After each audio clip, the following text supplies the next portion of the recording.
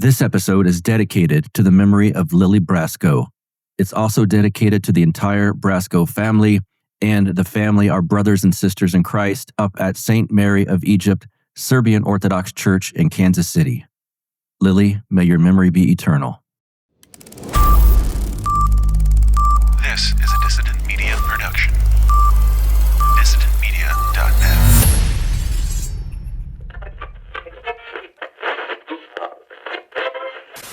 You're tuned into the Counterflow Podcast, home of dissident voices, unapproved opinions. But you gotta get ready.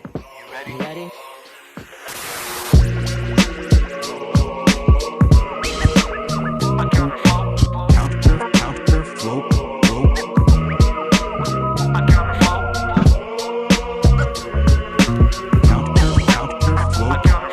Now here's your host and humble narrator, Buck Johnson. Let's go.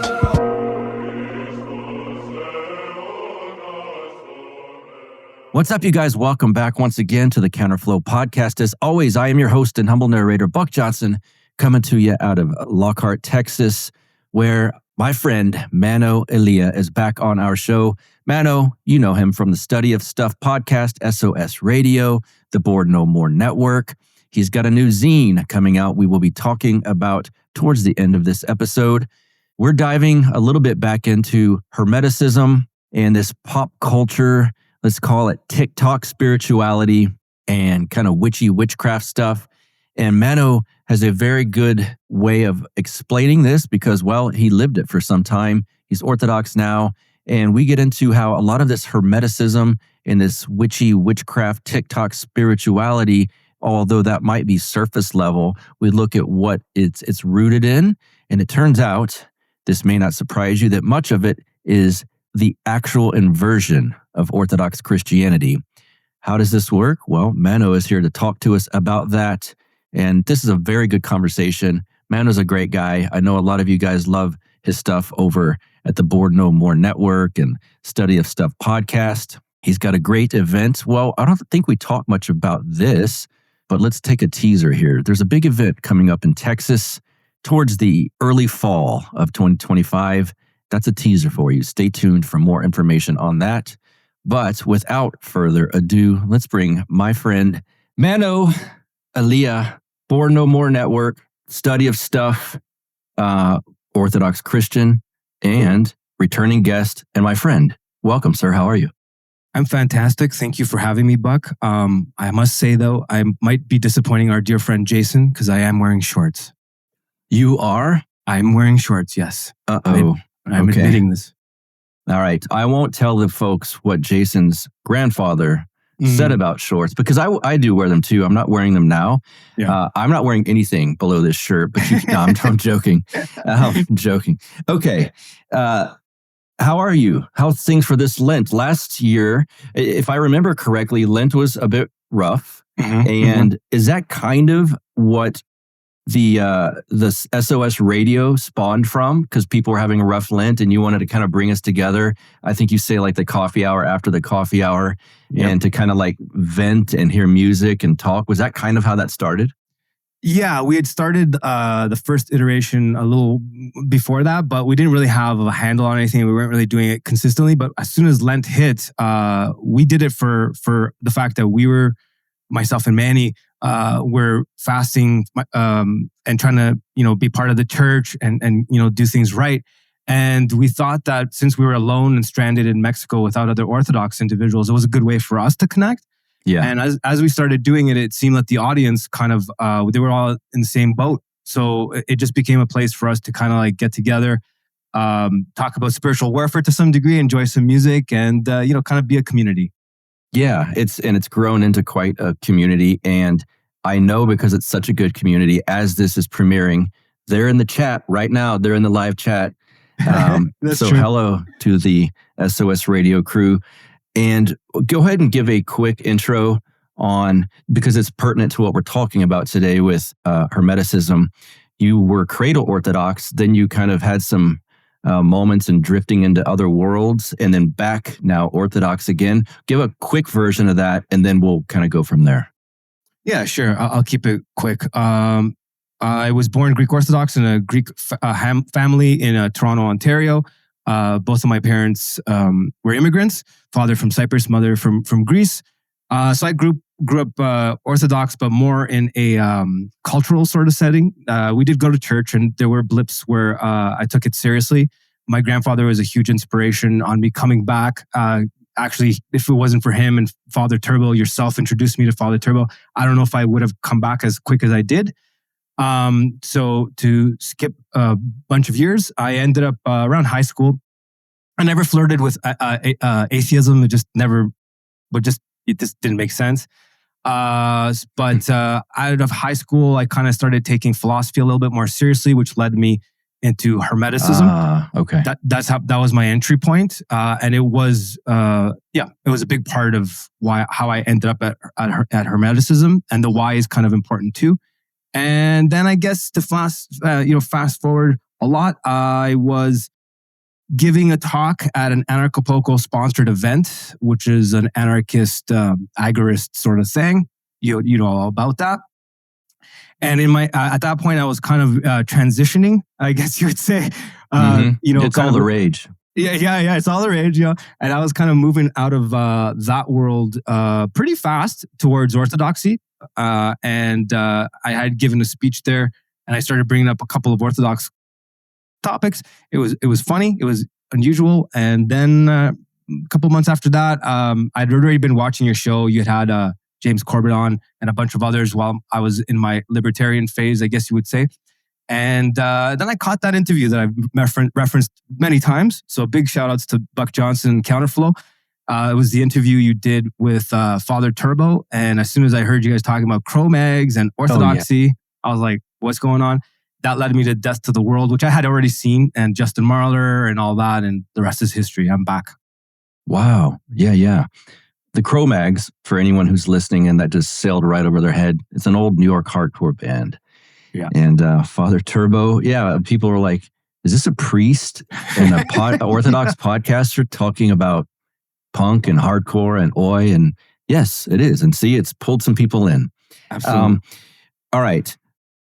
We need to start off with a very concise and clear definition on what Hermeticism is. And I should say this up front. We are not doing this episode because we think it's cool or we're trying to make it appealing to anyone. Actually, quite the opposite of that. We're going to go into why it's very dark and it's somewhat of not even somewhat, it's an inversion of Orthodox Christianity. So please, for those listening, we are not into this. We don't think it's cool. There's there's a decent sized segment of society, or at least in American culture for sure, pop culture at that do they think this is neat, or, it's just light and fluffy spirituality. And there's this knock on Christianity, largely for certain people's, it is the fault of some quote unquote Christians. For instance, I was atheist thinking, why would I be Christian? George Bush is Christian. He's bombing the hell out of countries across the world. Doesn't seem Christian to me. Well, because it's not. And so because of this false Christianity that's very pervasive in their culture, people are naturally, that are inclined spirituality, to look other places. And this on its face can seem, it's kind of friendly and whatnot. So with that in mind, I'll let you get into what it is. Sure. I love that you started it that way, because don't worry, by the time I get into it, if anyone thinks I will be in any way supporting this or encouraging this, within a few minutes of me breaking down a few things, they'll see clearly I'm not. I just wanted to start off by saying I got into this subject because I think it's important that some people that get into the occult, and it is part of a branch of the occult, Hermeticism, most certainly. In fact, some would say it's probably like the bedrock of where a lot of occultism sprouts from, okay?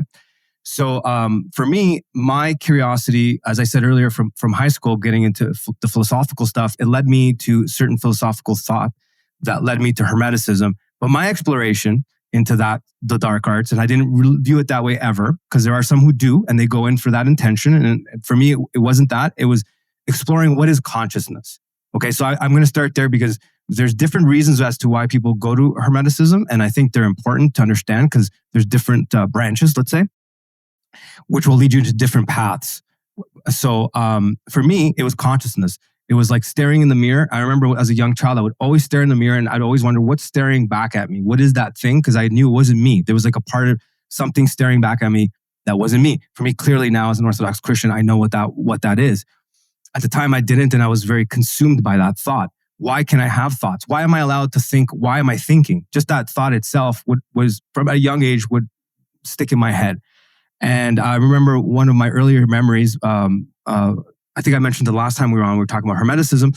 I walked into my father's office and I told him, why do I feel like I'm a robot? I was referring to my physical form. And there's someone inside me who's really me controlling it. I was trying to describe this consciousness thing, right? So that's what led me there. Now, there are a lot of people that go to Hermeticism for that reason. So the question is, what is Hermeticism? That's a difficult thing to answer because, especially with Hermeticism, you ask a number of Hermeticists and you're going to get totally different answers, okay? And that's by design. Which is a red flag right there. Correct. Thank you for mentioning that. That is what how I'm going to answer your question is from that point. This is by design. This is baked in the cake. There's a purpose and reason for it. So before I get to that, I'm just going to make a distinction between Gnosticism and Hermeticism because sometimes they get tied together. Yes. The interview we did last year, I went into a lot more detail. So if anyone wants more detail, they can go there. I'm going to not do that so much now so we can get to the crux of what really matters. Yes. Gnosticism would be viewed as more so, I'm not going to get into the roots of it, but their philosophical thought is more that we're in a prison state. We're in a state of, this is like a world created by the demiurge to imprison our noose and our soul. Again, depending on what Gnostic you talk to, they're going to give you a different variation of it. But overall, the movie The Matrix is very much the Gnostic philosophy. Okay, getting out of the Matrix, this and that. The Hermeticist doesn't see it that way, where it doesn't see like the physical form as a prison. The Hermeticist has a lot of similar views. The difference is that a Hermeticist views it as once we understand the secret teachings of Hermeticism, we can actually manipulate, manifest. We can adjust things and move things as we at will. And it's part of their doctrine that if you're of the know, then you should be kind of controlling others, both physical form and human beings. That's a big differentiation of how they view things. Oversimplification, but that is their philosophy. Where does Hermeticism come from? Well, here's half of the problem. And please pull me in as we discussed before if I go off too far. But the part of the problem is you'll never get a concise answer, okay? There's a historical one. If you do a wiki search, they'll give you an explanation. That's probably as concrete as you're going to get because the rest of it is total folklore. Like people will say, oh, it comes from Atlantis, or it predates this and from the beginning of man. We'll get there. But overall, the basic Google search answer that you'll get is that it's a philosophical structure, way of thinking, partial religion, and techniques and philosophies that come from an amalgamation of different philosophies, Hellenic Greek philosophy, Egyptian metaphysics, Mesopotamian metaphysics, with a dabble sprinkle of Jewish mysticism. Yeah. People might think it's more juicy, but it's sprinkles, man. It's sprinkles. Okay. So it's very much an old form of what we would say now in modern times perennialism, where we try to say, well, Hinduism is the same as Christianity, really. And they kind of make this association. Yes. So that's what Hermeticism is. And it started off first AD to around the first AD to 4 AD.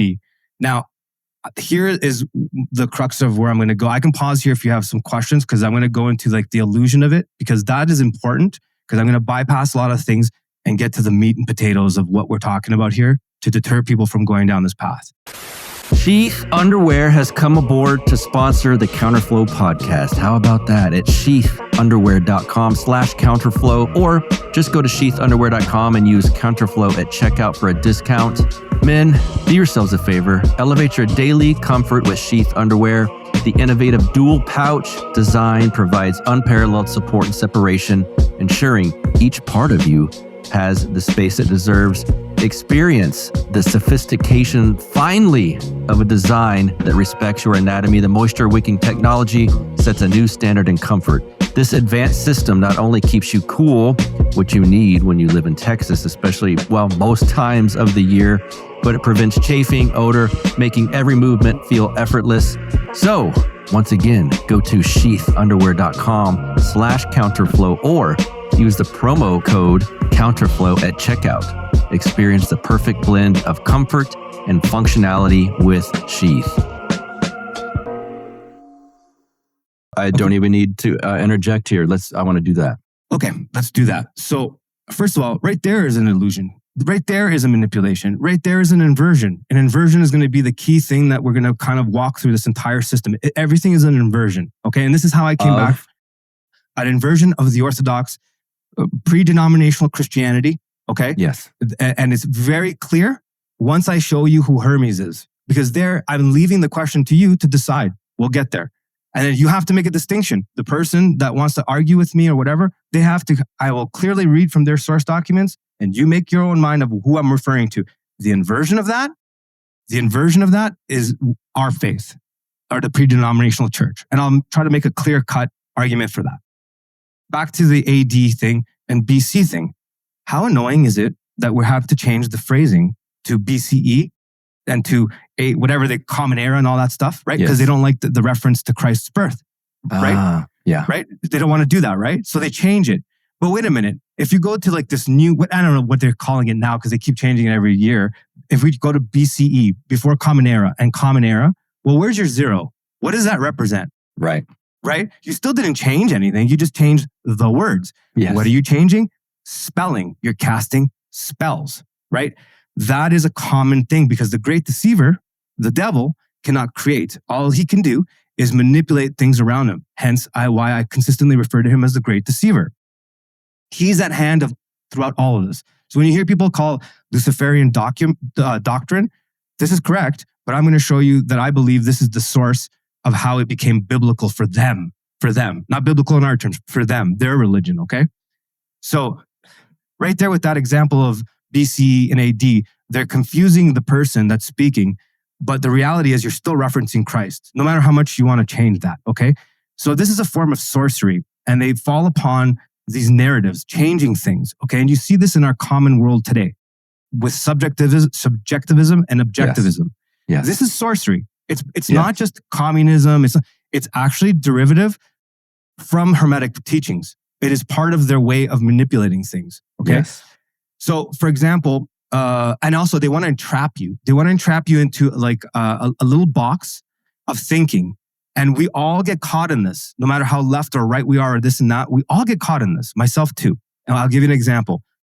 When you get into the subjective, objective sort of arguing, you get into like, what is a man? What is a woman? Why are we even entertaining this? Okay.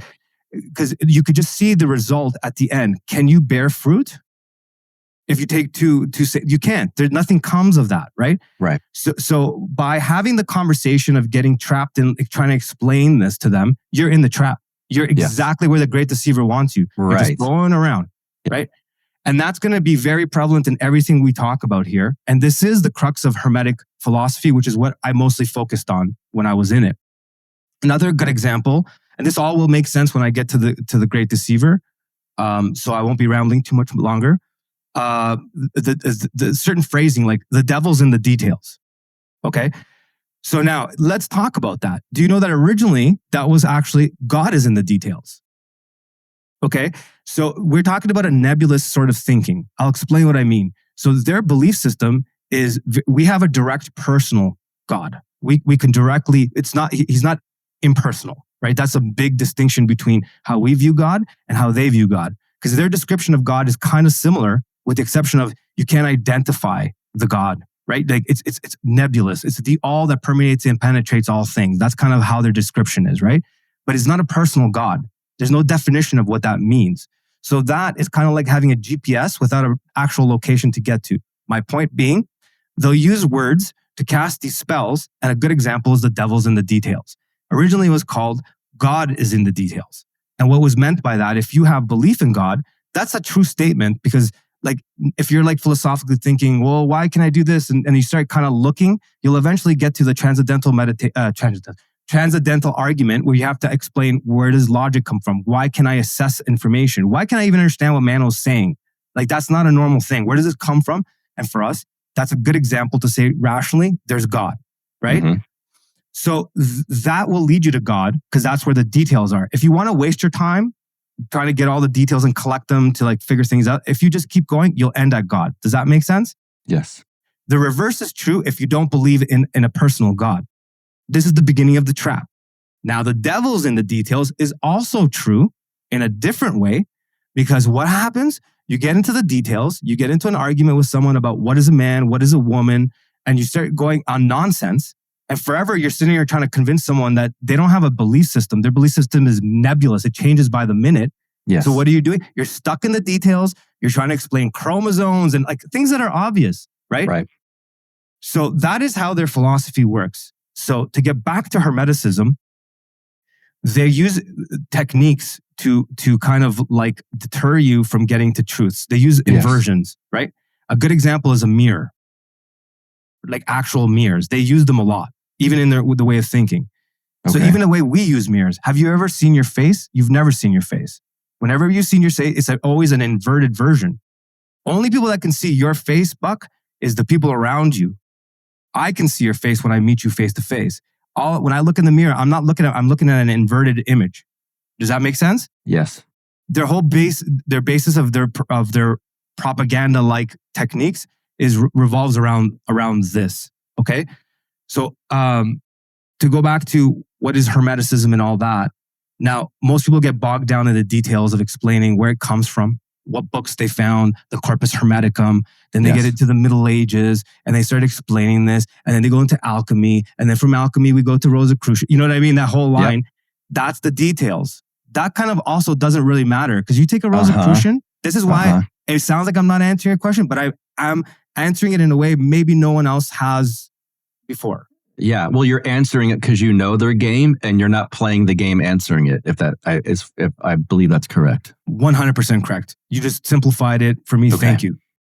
That's exactly what I'm doing, so that we can see their inversion, right? Because what good is it having all this information, right? And then this also explains like why praxis is important in orthodoxy. Like you can gather all that information and you know all that stuff, but if you're not doing anything with it, like it's useless. Right. You're in the trap again. Again, you're back in the trap. You see how the trap will always be threaded through this whole story? It's the trap, man. So back to Hermeticism. We'll get caught up in like what is or isn't Hermeticism. And we can argue about that and debate about that all day because someone's going to hear this and like, oh no, he's saying it's Hermeticism from this approach, but he's not taking the Greek approach. He's not taking the screw it. I'm going to go to source documents that they all have to agree on because that's where their religion comes from. And then I'm going to ask them, who does this sound like? And I'm clearly going to show and describe the great deceiver to you. So, if you will, I'm just going to say that all of these inversions and all that stuff is to create solipsism. Okay, so they require solipsism here. Solipsism, for those that don't know, is the basic way of thinking of it is the only thing that you do know is that your mind exists. Everything else is it's a self-centered belief system, right? Yes. Yeah. So even in that, there is a trap. Right. So this is important. Why is that a trap? Because it's a ridiculous statement. I know you could think. I don't need to know that it's just me thinking. The fact that I know I think, because I think, I can assume you think by your actions. You're a drummer. I'm a guitar player. If we got in a room together, we started playing. I'd play something and you'd make up a drum pattern. I know because I made up what I did on my guitar. I can see the action in Buck. He's doing the same thing with the drums. I can assume he's doing what I'm doing, which is thinking. So even solipsism itself is an inversion. It doesn't make any sense. Do you see what I mean? It's kind of infuriating. It's frustrating. So it's self-worship. It's solipsism. So let's go to Hermet. Unless you have any questions, I'm going to go to Hermes. But I'm sorry. I'm not trying to. No, this is great. Yeah. I as I'm developing a question, you go there. So we're good. Okay. So forgive me if I'm over talking. I feel I have a duty and a responsibility to some degree to correct some of the mistakes I've made in my life, and I've steered people in this direction. And I'm taking this to take a little bit of a sidestep. I'm taking this as an opportunity, and I thank you so much for giving me this opportunity to be able to correct the people I led down this dark path. Yes, right. I believe. I mean, that's one of the reasons I do this show, because you're talking about atheism and libertarianism for a couple of years. It's like now I can make up for that. I hope so. Exactly. And libertarianism also is rooted in all this stuff. Like if you can start associating a lot of isms Like, I don't think there's an ism that you can think of that doesn't fall in this category, right down to Catholicism. I was actually thinking about Catholicism when you were saying some of these things. Right. It's an inversion. Yes. A lot of the things. So let's talk about Hermes. So you asked, what is Hermeticism? Well, someone might be, he overlooked the root of it, which is the name Hermes. Who is Hermes? Who is Thoth? Who is Hermes Trismegistus? Now, I made 3 distinctions there. Hermes, I made a distinction between Hermes Trismegistus and Hermes and Thoth. So let's talk about that real quick. First of all, the Greeks, by the time, this is like what you would hear as folklore to some degree. It's true. Some of the folklore I'm skipping over is the Atlantis stuff because I don't want to go into this weird nebulous blah. It kind of spins my mind. So we'll just stick to the facts. So the Greeks get their butts over to Egypt, whom they already had a lot of connection with. Also, there was connection to the Greeks and Egypt, which always gets overlooked somehow in the subject. The Mycenaeans were early Proto-Greek types. The Minoans were as well. And they had a lot of references to a lot of the stuff that we're going to talk about as Hermeticism. So the Greeks, during the time of Alexander, go to Egypt. It's said that Alexander finds the Emerald Tablets, which is a key cornerstone of the whole Hermeticism thing. It's said that that's the case. So I'm going to skip over Alexander real quick and go to the point. Around the 1st AD, you have a lot of cults sprouting, the Mithrian cults, the Zoroastrian cult, a lot of Egyptian cults. A lot of them are slipping my mind currently. And one of them would be the Thoth school of thought. Now, Thoth is the Egyptian god, the Ibis and Egyptian god. I don't know if you can see that. So that's Thoth. So he has this reverse. See this reverse? He has this Ibis, the beak, which is supposed to represent writing, like back in the old days, what they would write. Mm-hmm. So when the Greeks encountered this god, this Egyptian god Thoth, they recognized him to be very similar to their Greek god Hermes, the Greek god, the messenger god, which we're going to get to a description of Hermes, and it sounds kind of strange, right? So Hermes, they encounter this guy Thoth, or this god Thoth, and they recognize him to be very similar to Hermes, but they think he's thrice great. He's 3 times greater. So Hermes Trismegistus, the Trismegistus in English, means in Greek thrice great. He's like our Hermes, but 3 times greater. That's how they look at him. So now, some of the description of Hermes I'm going to get to. I'm going to leave it out for a second because I want to go to some source documents to discuss where this stuff comes from that nobody that practices Hermeticism can deny. Because everything else they can deny. Everything I've said up till now, I guarantee you there's people out there saying, I don't know what I'm talking about. And they might be right. Because I didn't practice their form of Hermeticism. I liked to get to the root of the philosophical thought, which is what brought me back to Christ. Yes. Glory to God. My stupid, inquisitive mind led me back to Christ. Great new sponsor, tigerfitness.com/counterflow. That's your code to get in, support my podcast, and fuel your resistance. We all talk about standing up to people, standing up to the man, all of these things. Well, you can't do it when you're a couch potato. And let's face it, it's not vanity. It's taking care of your body, your soul, your mind. All of these things.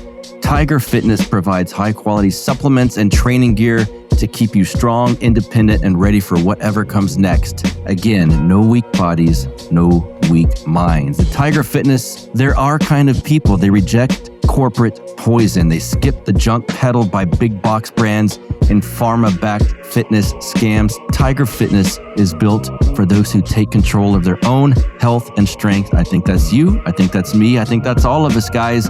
Self-sufficiency starts with strength. The state, the bad guys, the evil spirits, they want you weak, tired, and dependent.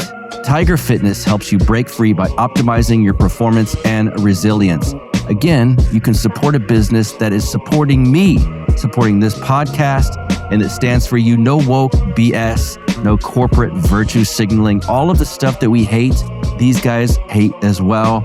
And so they are not like that. When you want to get in shape, They've got workouts on this website. They've got a lot of supplements, great energy drinks, all of these things that I'm kind of a part of most days of my life. It's for serious people who value discipline, taking care of your own, your family, and your body, self-reliance, and all of these things. tigerfitness.com/counterflow.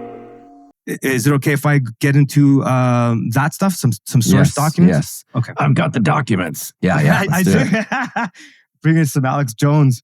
Yes. Okay. So this also, just for the Catholicism aspect, it reminds me of if you speak to like a trad cath or something, and they're like, well, and if you bring up parts of Vatican II where Jews, Muslims, Christians all worship this, it's like, well, I don't believe that. And it's like, well, it's dogma in your church. Exactly. So anyway, go ahead. No, actually, that's a really great point because it actually do help me with this one. Did you have anything else to add to that? Because that's a really good point. Okay. It's also similar to how Protestants will, sorry if you're Protestant, I'm not trying to attack anyone, but they'll shift if their thinking, and if they don't like something, they'll go off and start another church or join another church. And then you look at all of their offshoots and they don't fit. So Hermeticism is very much like that. In my opinion, that is one of the reasons why Protestantism is what it is because of this, actually. Okay. Which is why Martin Luther would be allowed to make a couple changes, which is like, why are you making changes? Like, what's going on here? He gets that nerve, I would say, from the fact that this doctrine went from the Middle Ages into the point where Catholicism, of course, but Protestantism meets the Rosicrucianism and the Enlightenment and all that stuff later. Yes. It's all fitting. So one of the key characters in modern Hermeticism, like there has to be a distinction here. So a lot of the Hermetic texts, for anyone that's going to freak out that I didn't mention them, is like the Corpus Hermeticum. And then there's a lot of different doctrines from there. And of course, I'm going to get to the Way of Hermes, which is part of the Nag Hammadi library, which I can explain that as well. And that's more of the older texts, and they make reference to like Gnostic texts, like the Book of Thomas and all that stuff that you hear of. Those are more Gnostic, but there's also a lot of Hermetic texts from there. So they'll make claim that these texts are ancient texts, but we can only take them as far back as, like I said, 1st AD to the 4th AD. Okay, so their claim as before that, there's very little evidence for that, or to no evidence. So in modern New Age, in modern esotericism, in modern occultism, in modern evangelical, Protestants, charismatic thinking. Not all evangelicals, but there's a lot of that American strain that's derivative from mesmerism and Christian Science and all that. Yeah, because I'm trying to tie this in because I know this is a common theme on your show. Yeah, and I really want to hear what Father John Whiteford has to say on a lot of this stuff because. Yes. Next episode. Next week. I set it up for you. But a lot of that stuff, it's allowed to happen because of this basis. Okay.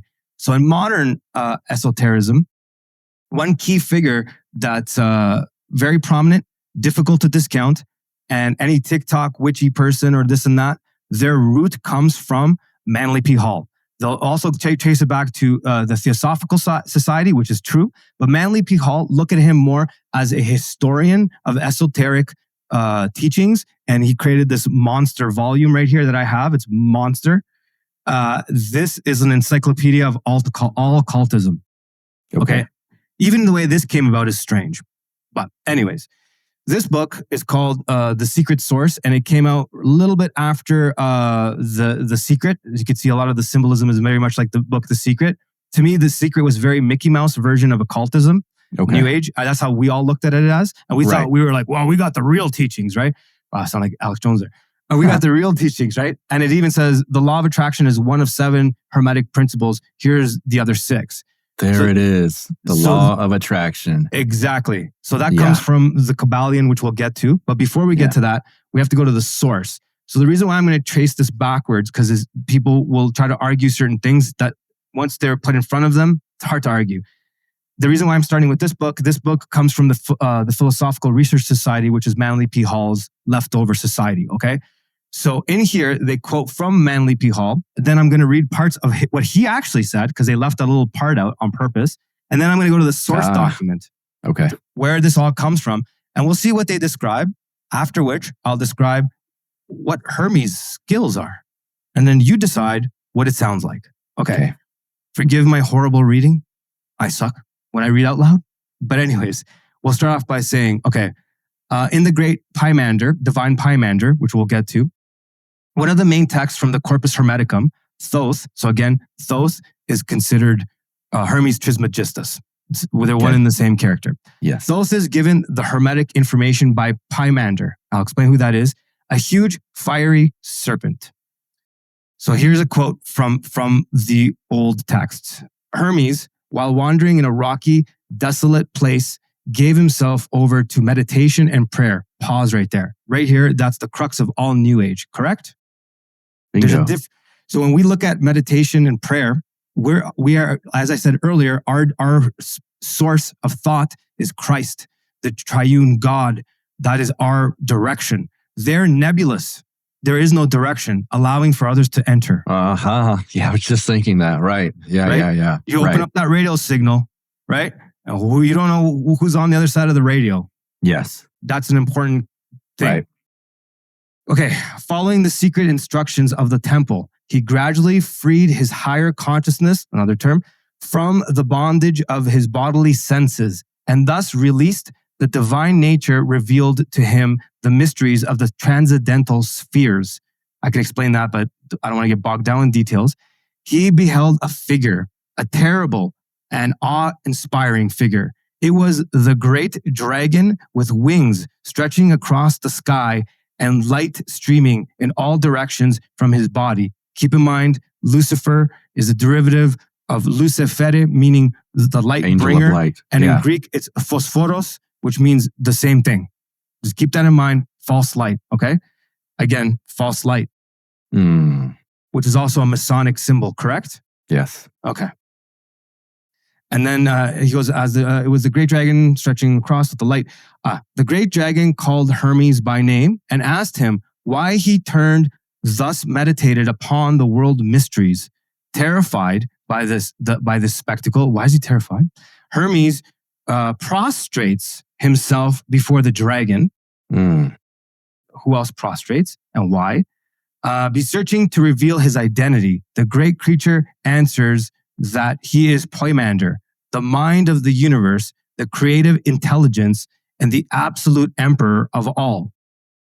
So that's the part of this book. And they got that from this book. So in here is what I just read. So I'm not going to reread that. But before they start talking about this, so now we're going to secondary source documents, right? And this is early 1900s, okay? When he compiled this. They didn't mention this, but he mentions that the Divine Pymander, the second book of the Divine Pymander, the vision is believed to be describing the method by which the divine wisdom was first revealed to Hermes. It was after Hermes had received this revelation that he began his ministry, teaching to all who would listen the secrets of the invisible universe as they had been unfolded to him. Yeah, when I see this through an Orthodox lens, it's so obvious what this is, but keep going.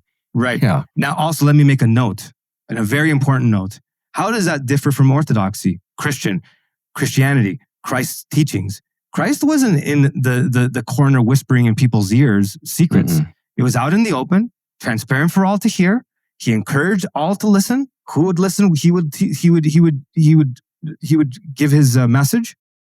In fact, he would even go to the Sadducees and the Pharisees and openly say what he had to say. He didn't hide. He went to synagogues. You know what I mean? He didn't hide. Yes. This is the exact opposite. Yes. Okay. And even in their doctrines, they say that the lips remain closed until there's an ear of understanding. So they require something of you before they tell you the truth.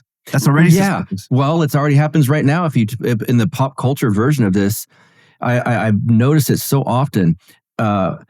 For true Christian counseling, let's say, I can go to my priest, I can go to Father Turbo, I can go to Father John Whiteford for free.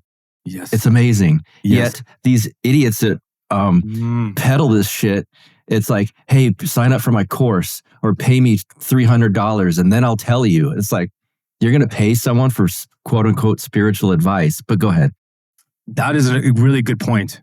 No, that's a very good point. Like, why would you hide it if you have the truth, right? Yeah. Why are you why are you charging me? It's even psychics and stupid shit like that. Excuse my language. Yeah. Go ahead. No, but that's a very good point. I really like that you said that because it fits really nicely with where we're going. So I'm skipping over what I already read. So just keep that in mind from that book that I read. And in brackets that they left this out, that they identify Poimander as the god Osiris. So here's how you start connecting Egypt, okay? And Egypt's an interesting story. But the part that they left out is Hermes. It just goes into, I won't read it because it basically the point is it goes into describing light, radiant light, blinding light, the light, you know what I mean? And then starts talking about how Poimander is discussing and describing this from this blind light as the dragon. That's right out of, so they left that out of that part of that book. They gave you enough, but they left a little bit out. And it identifies the dragon. I won't go into detail and read it, but it's in Manly P. Hall's book. Now, the source document, back to this, it's called The Way of Hermes here, but really it's part of the Corpus Hermeticum, and it was found when they found the Nag Hammadi library. Are you familiar with the Nag Hammadi? No, it's just about, what is that? Okay, the Nag Hammadi library was discovered, I believe the year was 1945. I don't know, someone I'm sure, as Father Turbo would say, would clickety-clack that fact. I think it's 1945 in a region of Egypt called the Nag Hammadi. And it was a bunch of scrolls similar to the Dead Sea Scrolls that were found in a cave. Yes. Now this is familiar. Yeah. So the Book of Thomas and all of these heretical, they were there. So you'll find a lot of those stuff and a lot of the weird things that you hear about weird takes of our Lord Jesus Christ and Mary Magdalene and all that stuff. They come from these bizarre scripts, and that's Manny going in the back there if you saw him. So Corpus Hermeticum. So forgive me for reading so much. I think it's important because there's no debating this. We're going to their source documents. Okay. So they put a lot of faith in a lot of these things. Okay. So this is book 1, and it's kind of their cosmology, and it's a lot of what you just heard me read in those other books. Okay, which are a retelling of what they have in here, and this is like direct source. So they came to those conclusions that you just heard from here. Okay, so basically it's like once when mine had become intent on things which are, and my understanding was raised to a greater height, while my body's senses were withdrawn in sleep, which is what they were talking about meditation. They just refer to it as withdrawn in sleep. When men are weighted down by too much food, so the opposite of our fasting, we're in fast right now, is the opposite of our fasting. So when they're weighed down with too much food and kind of like drunk, right? Or by the fatigue of the body, it seems that someone immensely great or infinite dimensionally happens to call my name and says to me. So in this moment, Hermes is sitting there in meditation, full of food or fatigued, and he's opened his mind for something to come in. Who comes in? And this thing says to him, what do you wish to hear and behold? And having beheld what do you wish to hear and behold? And having beheld, what do you wish to learn and know? That's what he asks. And he says, who are you? Says I. So the I is obviously Hermes. Yeah. He says, I am Poimander, the noose of the supreme.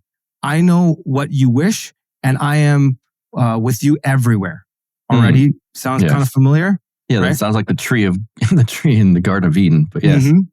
And then he goes, who are you? Said I. I reread that. Sorry. I wish to learn. So his response is, I wish to learn, said I, the things that are and understand the things that are and understand nature and to know God. How I wish to hear these things. He spoke to me again. Behold, in your noose, all that you wish to learn, and I will teach you. That is the beginning of manifestation. You hold an image in your mind, that's why you have like those boards where they put all the stuff on so that they can get their things. This is the beginning of mind science without God applied. Vision board. Vision board. That's the word. Yeah. Thank you. Very feminine. Yes. Yes. So he's holding this image in his mind to get an answer. And I'm not going to read this part here. He describes the cosmology, which sounds very much like something that you would have read in Genesis. But he also makes this distinction here because he talks about light and water and the water shaking, and he speaks upon the water. It says, I saw the nature of the darkness change into a watery substance, which was indescribably shaken about and gave out smoke as a fire, and culminates. Basically, he's describing their creation story.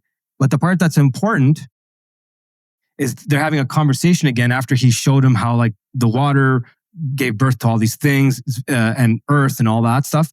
And he says, Pymander speaks to me and says, have you understood what you have seen and what it means? I shall come to know it, I said. The light, he said, is Nous, your God, who was before the watery substance, which appears out of the darkness, and the clear water from the Nous is the Son of God. How can this be, I said. Know this, he said, that which sees and hears within you is the word of the Lord, and Nous is God the Father. They are not separate from each other, for their union is life. Thank you, I said. And perceive the light, and you know it, said Pymander. Does that sound familiar? Yes. Okay. Wow. So what can we conclude to this point is either this is accurate and the Orthodox pre-denominational Christians, actual Israel, the actual Old Testament stole from here, or the other way around. Mm-hmm. How do we know? Well, who's Hermes? Let's see what the description of Hermes is. Hermes, by the Greeks, is one of the oldest of the Greek gods, number one. Number two, he has some of the most titles given as to what his every Greek god has like certain attributes and stuff. Right. So many so that I couldn't write them all down. So I just wrote the ones that are important. Okay. So this is the moment. He's a messenger god. Okay. So is Thoth. Okay. Messenger in Greek is angelo. Angel is angelo. So he is an angelo. An angelo. Angelo is to give a message, and angelo is an angel. They're the same. He's also the trickster god. This is well known. So is Thoth. They're known to be trickster gods. So already, like, how do you know? When do I know when I'm being tricked? So he's an angel. What kind of angel? We'll get there. He's a trickster. Well, that's kind of weird. Why are you tricking people again? Secret societies. There's their god here. Conductor of souls in the afterlife. That's something that's left out often, right? That's an important one. Those are his three major attributes, and they're broken down into he's the god of the merchants. He's the god of banking. He's the god of wealth. So that's why when you go to a bank, I guarantee you they're like that in the US and everywhere else. What do you see? The staff of Caduceus, the Caduceus staff, or they'll say the staff of Mercury, because Mercury is the Roman version of Hermes. Okay. Mercurius. Merchants, banking, wealth, language. We talked about spelling, manipulating through language. How have we all been manipulated? Through the narrative. How did they do that? Through spells. Yes. You see what I'm saying? Yes. The ibis, he has the pencil, the mark right there. He's writing. Then he's also the god of sports and athletes and boundaries, as in the boundaries of a nation. Now let's put this all together and tell me, like I said earlier, either the Hermeticists are correct and we stole our cosmology from them, because it sounds the same, God, the sun, all that stuff, right? Or it's the other way around. So let's find out who the priest of all this is. Or is he a priest or something more? So he said he's a messenger, an angel. Well, there's the fallen angels in our cosmology, right? There's snake-like ones, and there's also the positive seraphim, right? So now, this is an angel. So either this is a fallen angel, or Pymander is a fallen angel giving that instruction to Hermes. It's one or the other. Okay? Now, he's a trickster. I don't have to say much more than that. And what's he tricking you with? Well, he orchestrates your soul, the conductor of souls. And he supports merchants. He supports banking. He supports the wealthy. The banking families that we constantly make reference to, not the ones that we can name, the ones behind the ones we can name, behind the Venetian, the black nobility and stuff like that. There's a connection here. I won't go too far into that. And he manipulates you through using spelling, because he's a trickster. because he's an angel. What kind of angel are we describing here? And he creates boundaries. So if I create boundaries, I create borders. If I create borders and I attach spelling to those borders by casting spells, and I control it using merchants, banking, and wealth. Does this start sound familiar a little bit? Yes. And I'm tricking you the whole way through because I'm a trickster. What kind of messenger would I be? This is what the Hermeticist needs to explain to me if I'm wrong. Mm-hmm. Is it orthodoxy or is it Hermeticism? Someone's getting tricked here. I don't like the sound of this description of this Hermes dude. I didn't take that out of context, man. You can go look at us up. Now, I'm not saying anything that you can't find. Thoth is the exact same description of this. So my conclusion here, and I end it with this, is we're looking at Lucifer. We're looking at that story. We're looking at self-deification. We're looking at the story in the Garden of Eden, right? We're looking at gnosis, Gnosticism. The snake passes on what? What does he pass on? Secret knowledge. Right. Which is, doesn't occult mean that? Yeah. Oh, that's hidden knowledge. Hidden knowledge. But it's the same thing. Because if you have hidden knowledge, someone knows the knowledge. Yes. So that's my thesis. This is kind of how I came back to the faith. Yes. Well, I sent you, actually this interview spawned from, I sent you a Facebook post that actually my girlfriend was scrolling and someone she knew had posted this. I don't actually know the story. This is not her posting for people listening. And I'll this is how this stuff manifests into pop culture spirituality, what we're going to talk about too.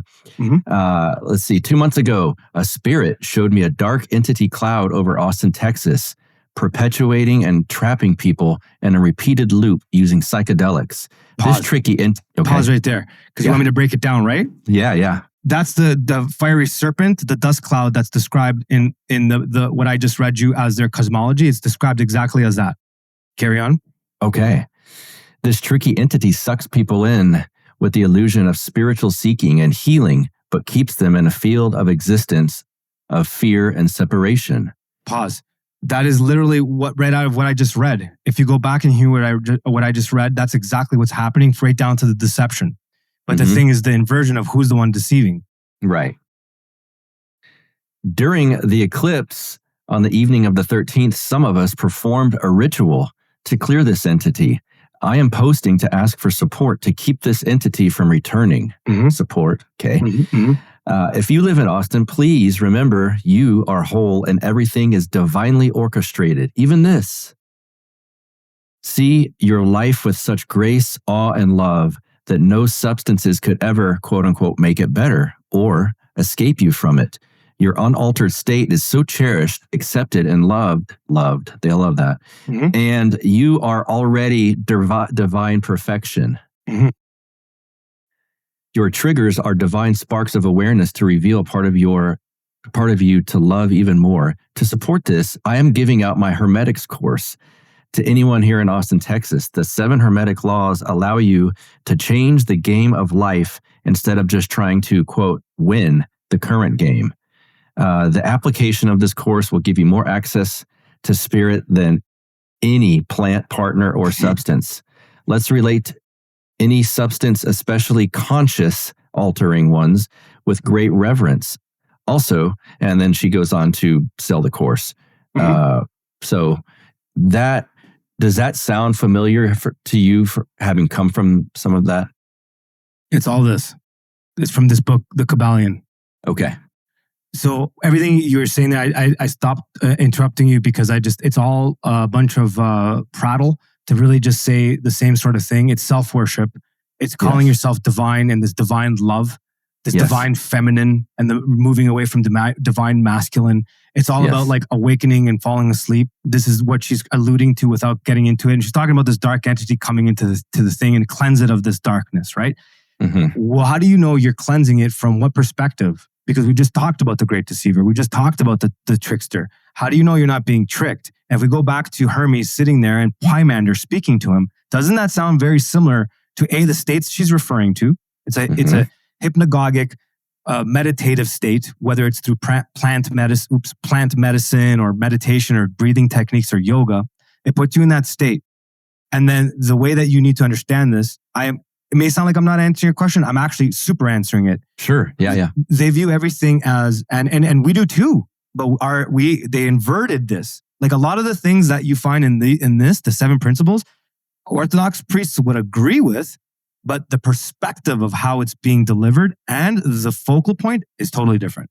So to back to your article, they're viewing things as when you hear frequencies and all that stuff, it's one of the 7 Hermetic principles.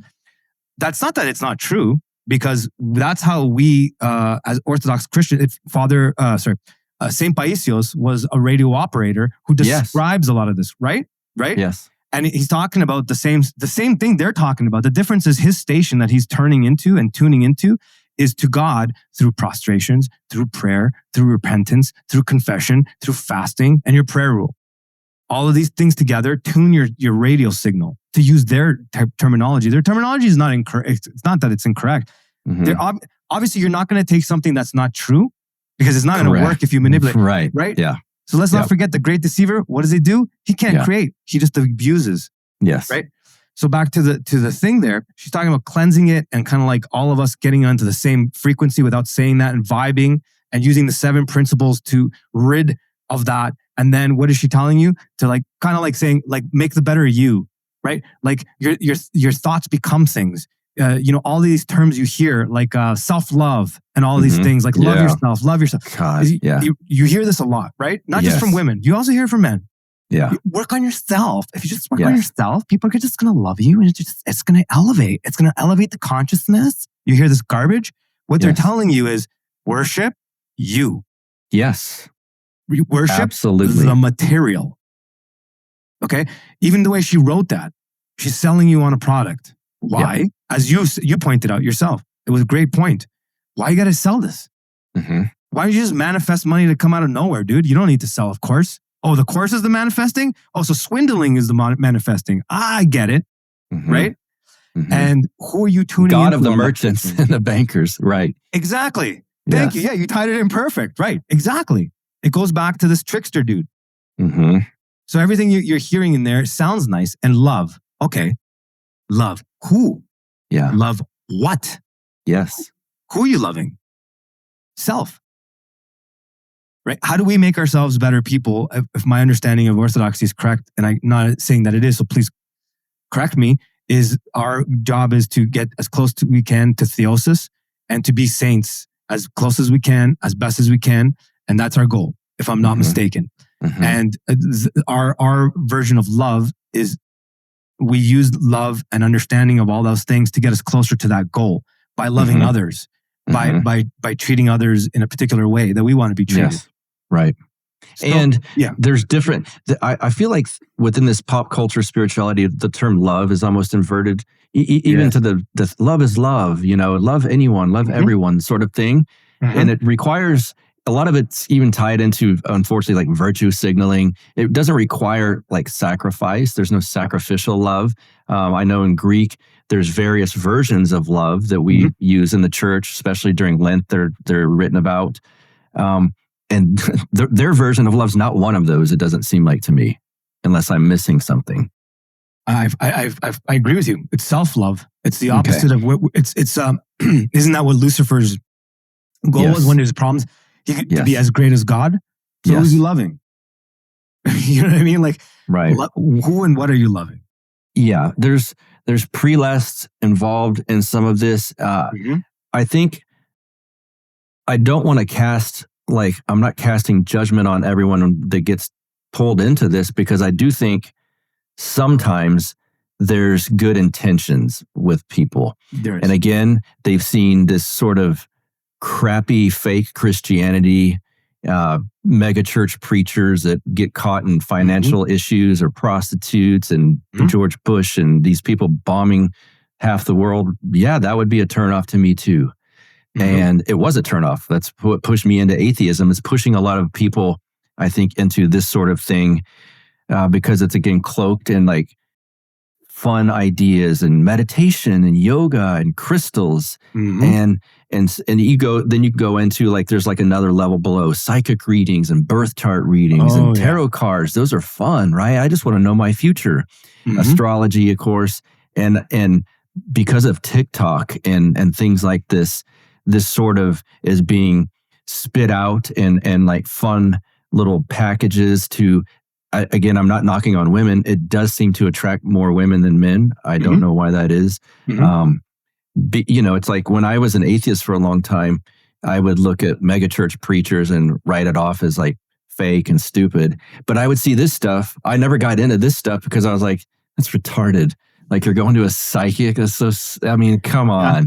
Yeah. And where I was wrong is that it is retarded. I was right, but there is something there. I wrote it off as like completely fake, right?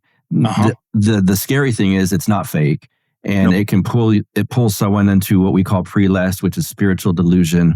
And it can, anything that's self-love, I tend to think if you're trying to find the ultimate truth, self-love is the opposite of that. And so it's going to bog you down into almost some sort of nihilism at some point, and like a deeper, darker depression, because in the end, this is not truth. And when you're reaching for truth, you really are trying and you have a good heart, and you end up in this kind of this dark cloud of this stuff, it's going to end up depressing you because, again, it's not ultimate truth. That's perfectly That's not said, a question. Dude. That's not a question. No, that was perfectly said. Okay. I'll let you, I want your take on this because you lived it for a little while and now you're out of it. What is the appeal with this sort of, we joke like Reddit atheists. Well, I can call this TikTok spirituality or TikTok astrology or something. What's the appeal for that to people? Because it was not there to me at all. It's the entry point. For me, I didn't get into a lot of the stuff that you would see on the TikTok stuff. I actually like laughed that off. I thought they were just like, I viewed it more like how an Orthodox person views Protestant, where like they have like, okay, they believe in Christ, but they kind of don't get it. That's okay. So I was more of like the Orthodox in that example. And I thought I got it right based off what I said. So like all of those TikTok people, if they heard what I just described as Hermes, would they still believe that? Right, that's my question to them. Okay, because they can't discount what I said. I read it out of their doctrines. So to your question, but they often do, like they pretend like, oh, that's not really it though. I'm into this other stuff. It's almost like when I discuss the Talmud and people who defend Zionism or Judaism, and they're like, well, most Jews don't read that. It's like, it's your source material. I'm just saying it's there. We don't discount scripture or the church fathers. We fully embrace that stuff. Totally. So, I mean, if you want to get to the root of what you're discussing, why not go to the documents, if you will? But that's my thing is what I just outlined. I haven't, like, I'm not saying I'm the first. I know other occultists have said this, but they've said this in a positive way. Clearly, Manly P. Hall said it. I'm not doing anything else but saying that guy, where every TikTok witchy astrology person is based on this, whether they know it or not, right? Right. And they might make other claims to ancient sources, but that's just you won't be able to back that up. So when I went to the source documents, they can't say that this is where it all comes from, because that's where the 7 principles she's referring to come from. Right? So some people even say this book is BS. So I'm going to answer your question, but to argue that point, well, I have Emerson right here, and this is an original book of Emerson's. And before this book was written, not this one, he writes of the 7 principles. Okay. So they can't say that this is not real Hermeticism. They tried that. To answer your question, what attracts them? Because it's based on self-love. We get to this point where everything is inverted. And yeah, I'm sorry, but it's more of a feminine thing. And it's not, I don't mean just feminine as in women that get attracted to the spirit behind it. Right. It's the spirit behind that, right? When they talk about the divine feminine and all this bullshittery. Sorry, excuse my language. In Lent, I apologize. I get a little worked up because it's such nonsense. It's this like communism gets it from here, but it's like this communistic thing of think of your neighbor. It's kind of like what got us in trouble, during those 20 years. Like, do you want to kill the grandma? Like, why don't you wear this malakia to protect me? What? If I don't wear this, I'm not protecting you. So then I'm a jerk because I'm not taking. So it's based on that kind of thinking. Do you understand? Yes. So they even look at the manipulation as they're doing better for everyone by wearing the mask. So they're kind of doing you a favor. The shot. I take the shot because I got to hang out with some old people. I don't want them to get sick. And it's like, what? Exactly. Okay. So but it's not true. No. And it all falls apart with any digging into it. Exactly. Because it's based on BS. Right. So if I was to talk to one of those malakis, excuse my language, I would read what I just read, and I would say, okay, all you can conclude here is either the Orthodox perspective is correct, and we copied from the Hermeticist, or the other way around. You choose, and here's your description of Hermes. So these TikTok babes that are doing this thing, I would say this to them. And if they say, well, that's not where I got my 7 principles, I'm like, do you know where this came from? It came from this. Mm-hmm. Like, where did this come from? This is a modern text written in the 1900s. You get the concept and idea of law of attraction from this. It's a combination of the 7 principles. So if anyone's interested in a breakdown of that in the interview that we did together last time to avoid like really getting into it, you can go to that and I break it down. And it's a combination of a few of these different principles which lead to technically the law of attraction. Okay? It's things like the correspondence. You hear as above, so below, as below, so above. In fact, you can tie the J's into a lot of this if you know what I'm talking about. Because as above, so below, if you take it and you make a 3-dimensional image of it, this is pertaining to a lot of what we're talking about. You have a 3-dimensional thing where you have a pyramid on the top and a pyramid on the bottom and you overlap them. And when you look at it 2D, what does it look like? Right?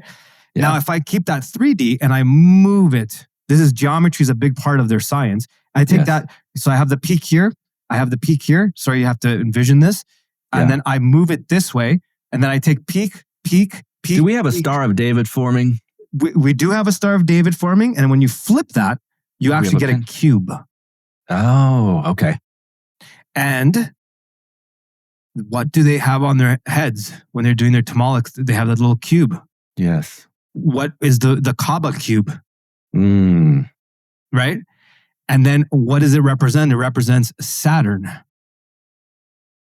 And they even have claimed that if you look at the top of the magnetic pole of Saturn, you see that Star of David. Yes. Now, who's Saturn? Saturn is Kronos. We wanted to get into some astrology stuff. This is the stuff that you'll hear this now. Like you'll hear this being out there, but they don't put it into context of everything else. That's the thing with TikTok and all that. They feed on these little small clips and they don't tie in together what it all means. And it's kind of left as little strands of, but if I take them and I tie them together like I just did with Hermes and Thoth and Poimander and the Kabbalion, and then I go to what I'm talking about now, let's see what this puzzle brings together. And forgive me if I bring you down waters that might get us in trouble. But Saturn, as I connected that symbol, which they call the Merkaba, which is literally a pyramid, okay, 2 pyramids on top of each other, like physically, like the ones in Egypt that are now all popular. There's a reason here. Yes. There's a very good reason here, okay? Now, that star, that figure, that star tetrahedron, which is in the 3-dimensional, created by a cube. If you put it on the side, and it's all in their doctrines, I won't bore you by pulling them out, but it's all in here. And you also have the flower of life, which also brings up the eyes of Lucifer. I can show that geometrically from their own books, not from ours, from theirs. I'll go there if you want, but I'll go back to the cube. Yeah. The cube, I'll just finish with the cube here. Kronos. Saturn is the Latin version of Kronos. Who's Kronos? Titan, who is eating his children. It's also in Greek, the name for time, Father Time, Kronos. Their pathway of understanding history is linear and is based on this, eating the thing, like all that, putting it all together. What is it like pointing you towards? Wow. You guys hear that? There's people just typing away in the chat right now. I love it. And real quick, before, I want to get to the zine too before we get out of here. But to tie some of this in, our friend Jason Marinchuk from the Marinchuk Now, I don't like calling them podcasts anymore, but the show, let's call it the show. He has predicted a year or two ago, and it's seemingly happening. It's funny, like once you start to see it, you see it a lot, that because culture has swung rightward, let's say, from where it was, it's not exactly, but we won't get into that, but it's swung rightward. And as, let's say, like the blue-haired TikTok chick who was crying in 2016 about Trump winning and maybe getting into witchy stuff, there will be some of these people that see, well, this is out of trend, let's say, I'm kind of a Christian, and I've started to see this, like girls wearing traditional dresses, like Jason predicted on certain TikTok videos and cooking. And there will be a transition to sort of from some of this stuff, like the surface level astrology, to mush Christianity. Also, I think both things ultimately see orthodoxy as an enemy. Okay. But talk about real quick, if you've seen that, maybe the danger of some of this. I think there's always good to be had of it. There could be people that start, well, maybe the Bible's true, and then it leads them into orthodoxy. So that's a good thing. Yep. But there's also a false level of it on the surface here. If you're looking for truth and you're dedicated to the truth, and that is something that's a high value to you. I mean, for me, it was the beginning. I started this adventure by I came up with an axiom. The right answer to the wrong question remains a wrong answer. Make sure you have a good question. So I always focused on the question. When I would hit a roadblock along the way, like these people that you're describing, and I didn't get a truth, I kept going. I didn't stop. I didn't double down on some like, yeah. You know what I'm saying? Yes. I went like, where's the truth? So if that's their way, and they're entering this from blue hair to the mushy, squishy Christianity, and they're dedicated to the truth, they will find their way home. That's a guarantee. Fair enough. And many have. You've had many on your show that have. Yes. Yeah. For sure. Glory to God to that. Yes. So my answer I would go back to what I've been talking about. If you stretch the lineage from Hermeticism, like Gnosticism, Hermeticism, you just keep going to Rosicrucians, I'm jumping, and then you go to Protestantism, there is most definitely a connection between Calvinists, Lutherans. They're in the books, like here, like they names them. Then you go, especially in the US, because I know that one a little bit better, and it was also a very malleable time, after they separated from the whole, the 1776 stuff and all that. Then all of a sudden you have this bizarre Western, by Western, I mean Wild West. I mean, in your parts of that's why you have these weird sects. So where you guys are, you have these people going out there, bringing them, 4 walls and a Bible and whatever. I can all make this all up. Then they start to add a lot of this Hermeticism stuff. And then that's when you start to get this, like, when I first saw Charismatics, I'm like, yo, that's like right out of here, dude. Like when I'm hearing them, praise the Lord, and they're doing all that. I was like, what is this? This is not. So to answer your question, because it's so malleable and you can make up your own rules, 4 walls and a Bible, there's no tradition, there's nothing holding you down. You're going to float. You know what I'm saying? You're just going to float. You know what I mean? And then all of a sudden you get to like, what is this weird thing with like snakes and snake venom and walking on coals and like people like talking in tongues. And I'm like, talking in tongues? This is like possession that I can show you they talk about. Yep. So to answer your question, it's more appealing. Yes. It's easier to be this like female. It's easier. Like, look at me. I'm just like a trad wife. Oh my God. Like forget about all the things I've done. Okay. We've all made mistakes. I'll just say this about the trad, that whole thing. Look, we've all made mistakes. We've made mistakes. I've made mistakes. I know you've made mistakes. Like we come from a past, right? So for those that have made these mistakes, it's not the mistake that's the problem. It's the fact that you didn't take that mistake to the right place to confess it, to repent for it, not to make excuses for it, then put that to rest. And then you can call yourself Saint Mary of Egypt. Saint Mary of Egypt didn't go around going, well, you know what? Who cares? That was then. She didn't do that. Yeah. Right? She didn't do that. She got on her knees and begged, right, for that thing. So they don't want to do that. They don't want to do that. They want to have their cake and eat it. Okay? Yeah. And we're creating a society full of people that love to comment. Like, dude, some people's opinions don't matter. My opinion doesn't, you know what I mean? Shut up. You make yourself into this character. You get on TikTok. You start showing yourself in these like traditional wife things. You start doing all this, this like, I don't know, acting stuff, whatever. But did you repent? Did you like deal with your issues? Did you go to the hospital of the soul? Did you do that? No. So then what are you doing it for? It goes back to self-love. Self-love. Yes. Venerating who? The self. Yeah. And when you get into the subjectivism, it allows for things, preview for next week's episode, like C.I. Scofield, who created a reference Bible and starts to put his opinions. We'll see where those opinions came from on what these means, what these verses in scripture means. And then it gets published we'll get into all that next week with Father John Wyford and then see how that spreads. So let's, in closing, we got a few minutes left here. speaking of writings, you guys are doing a zine, an old school zine, like a lot of us, for those listening that are like, what is that? Death to the World. That's a zine.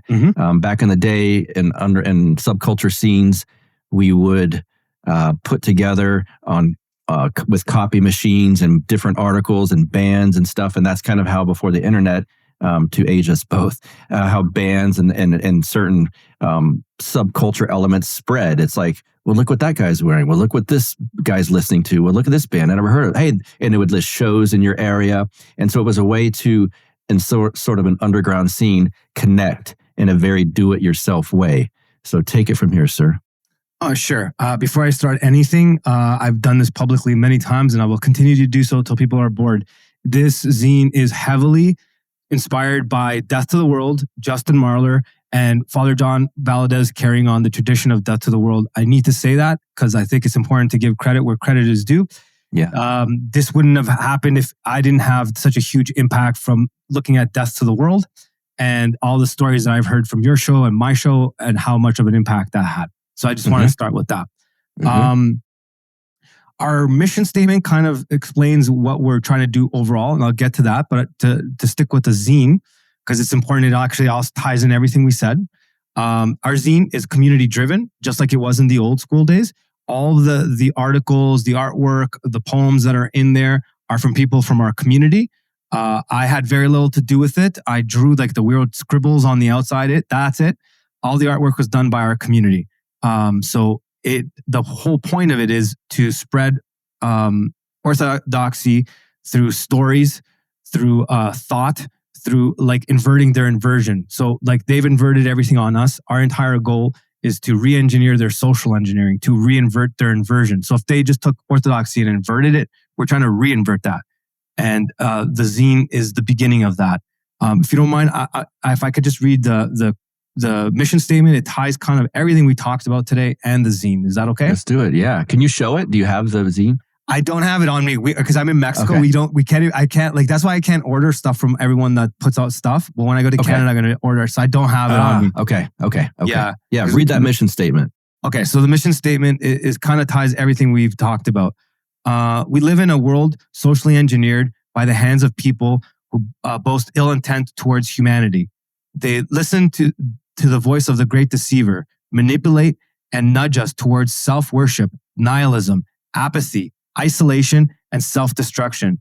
They mean to force us into the world based around the passions by inverting the virtues and using deception to trap our souls, distance us from God, and lead us into temptation by reversing our innate God-given attributes. Their propaganda techniques are using the five senses against us: print, visual, sound, and music. We invert their inversion through media to bring us back to our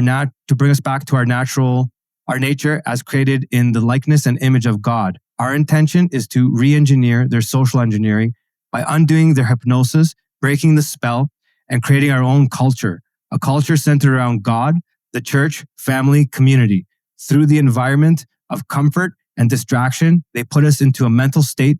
With lack of proper stimulation, they leave us craving for relief, hijack our attentions towards demonic entertainment. By creating our own culture, we invert their inversion, bored no more. So the zine is a physical print version of that. Excellent. And when can we expect this? It's out now. We dropped on Sunday. So it's going to almost be a week that it's out. And everyone can pick up a copy if they'd like at borednomore.net. I better link that. I better order one, borednomore.net. I'll link that in the show notes for this episode. Would you like to promote your show, the radio show, any of it? Sure. You can find most of our stuff at, if you're on YouTube, at The Study of Stuff. You'll find our SOS radio show, our podcast where we do interviews, and the Bored No More Network, which is something that we are building. Buck's been on. Father Turbo's going to be on the next one, and we have a bunch more. So am I. Yes. So are you. I'm on the next one with a special guest. That's correct. Yes. Yeah. So that, and you can find most of it at borednomore.net now. We're trying to build towards that. Wonderful. Mano, this has been good. I think we hopefully have educated people to stay away from Hermeticism and seek ultimate truth, which is the Orthodox faith in Christ. Thanks for being here, sir. Thanks for having me, bud. It was a pleasure, and I love being on your show. I love your show, period. Thank you. Thank you. We'll talk again soon. Adios. Thank you, as always, Mano. It's great to have you aboard here. And we discussed it there briefly. April 8th, over at the Board No More Network. You can find it at the Study of Stuff podcast on YouTube. Father Turbo is going to be doing a show. We're doing a live stream that day, and Father Turbo is part of it. He's doing his thing. I am part of it as well. I think mine's around the 4 p.m. Central Time slot. I will have a special guest. It is someone who's been on this show somewhat recently. That particular show got a lot of good responses, and that's your teaser. And we also discussed this in this episode. We teased out next week, back on the show, Father John Whiteford. We are going to break down this Scofield Reference Bible. Who is Scofield? C.I. Scofield. Why did that reference Bible add so many new ideas into Christianity? A lot of modern day Christians have taken these ideas and run with them. As one of the last episodes I had Father John, well, there's a lot of episodes where I've had Father John Whiteford on. Bad ideas, bad theology leads to bad actions. And that's one of the episodes we did before.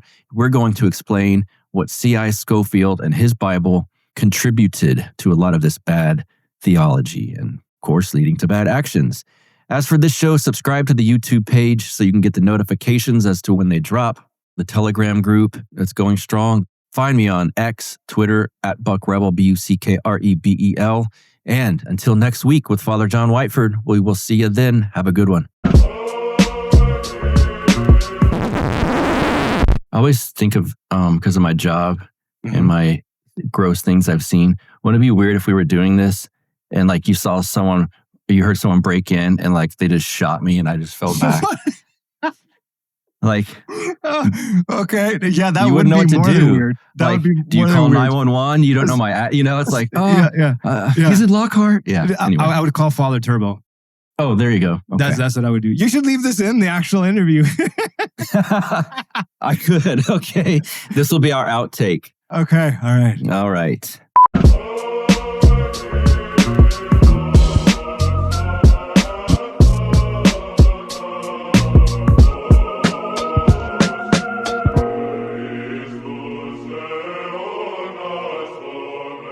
Like the sound of the Counterflow Podcast? Our audio production is provided by Podsworth Media. Check them out at podsworth.com. This has been a Dissident Media